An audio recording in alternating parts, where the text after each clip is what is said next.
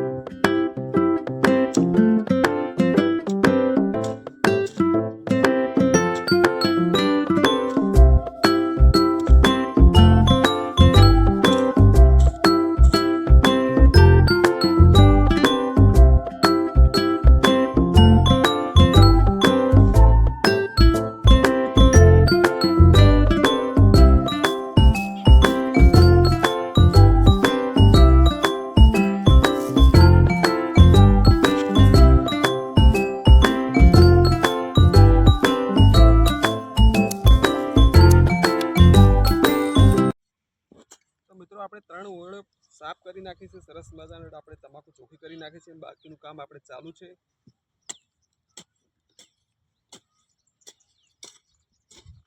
ત્રણ ઓળો તો આપણે મિત્રો સરસ મજાની ચોખ્ખી કરી નાખી છે। નવરું અંદર નિંદામણ મિત્રો વધારો હોવાથી થોડો ટાઈમ તો લાગી શકે પણ આપણે ચોખ્ખા કરવાનું જે આપણે કામ લીધું છે એ કામ તો આપણે કરવું પડશે। તમાકુ આપણે ચોખ્ખી કરવી પડશે તાણે આપણે તમાકુ આગળ વિકાસ કરશે। બસ આપણે વિકાસ કરશે તાણે આપણે સરસ મજાનું ખાતર નાખી અને આપણે તમાકુને પિયતનું પાણી પણ આપી દેશું। એટલે આપણે વાત લાખી અલગ હશે તમાકુની।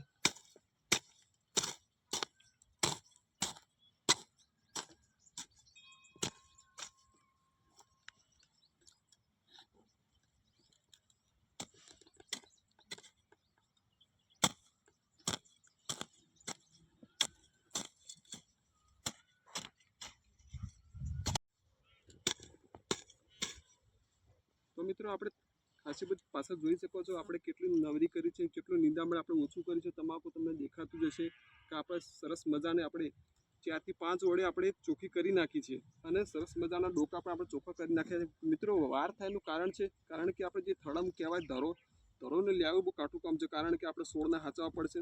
ના છોડને આપણે વન ના રાખીએ તો કહેવા મતલબ કે આપણા છોડ ઉખડી જાય અને કપાઈ જાય, એનું પણ આપણે થોડું ધ્યાન રાખીએ. તો સાથે આપણે ફટાફટ 4 થી 5 વડે આપણે નવરી કરી નાખી છે અને સરસ મજાની ચોખ્ખી કરી નાખી છે. તો મિત્રો બ્લોગમાં બન્યા રહેજો.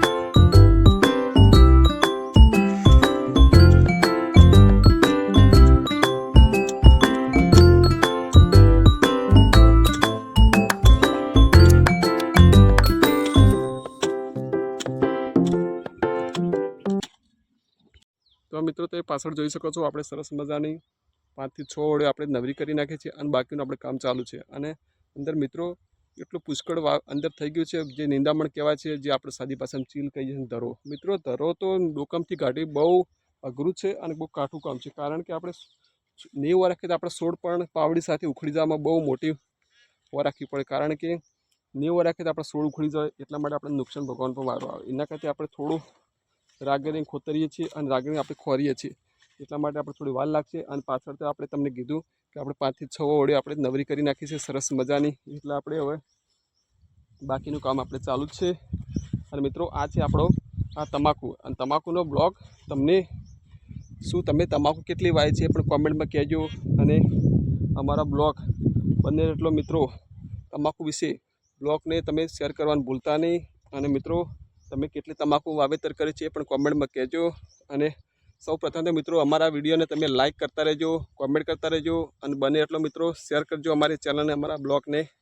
તો મિત્રો આ તો આપણો આજનો બ્લોગ જે તમાકુનો હતો, અને આપણે બાકીનો આપણે બીજો હજી બ્લોગ આવવાનો છે જે તમાકુમાં, અને આપણે જે બાકીના શું કહેવાય આપણે જે ઘઉંનું વાવેતર છે એમાં આપણે હજી તો ઘઉંનું આપણે અંદર જે દવાની જે છંટાવ કરીને આપણે અંદર નિંદામણ, એમાં પણ વધારે પુષ્કળ નિંદામણ છે, એટલે એમાં આપણે તો પાછળ જોઈ શકો છો આપણે ઘઉં છે, એ ઘઉંમાં આપણે તમાકુ પંપ દ્વારા આપણે દવાનો છંટાવ કરવાનો છે, એ પણ ટૂંક સમયમાં કરીશું. અને આપણે ટાઈમસર એમાં નહીં આપીએ તો આપણે અંદર પણ આવો ને આવો અંદર નિંદામણ જે ચીલ કહેવાય છે, ચીલ પણ વધારે એ તમારા બધાને ખબર હોતું છે કે આપણે અંદર ઘઉં નોનસ્ટોપ ચીલ થતો હોય છે, એટલે આપણે ચીલમાં તો આપણે દવાનો છંટાવ કરીશું અને એમાં તો 2-3 દિવસ પડી રાખશું, અને પછી આપણે લહેરથી આપણે પાણી પાશું અને આપણે સરસ મજાના ઘઉં ચોખ્ખા કરીશું. તો મિત્રો આ રીતે આપણે તમાકુમાં નિંદામણ કાઢવામાં આવે છે, આ રીતે આપણે તમાકુમાં જે આપણે નિંદામણ દવાનો છંટાવ કરીને આપણે ચોખ્ખા કરવામાં આવે છે, એ રીતનું આપણે કરીએ ત્યારે જ આપણે ખેતી સારું રિઝલ્ટ મળે, સારું ઉત્પાદન મળે. તો મિત્રો બને એટલું અમારા બ્લોગને લાઈક કરવાનું ના ભૂલતા, શેર કરવાનું ના ભૂલતા, અને બને એટલું અમારી ચેનલને સબસ્ક્રાઈબ કરવાનું ના ભૂલતા. તો મિત્રો આજનો બ્લોગ આપણો પૂરો કરીએ છીએ, આપણે નવા બ્લોગમાં મળીશું. તો જય માતાજી.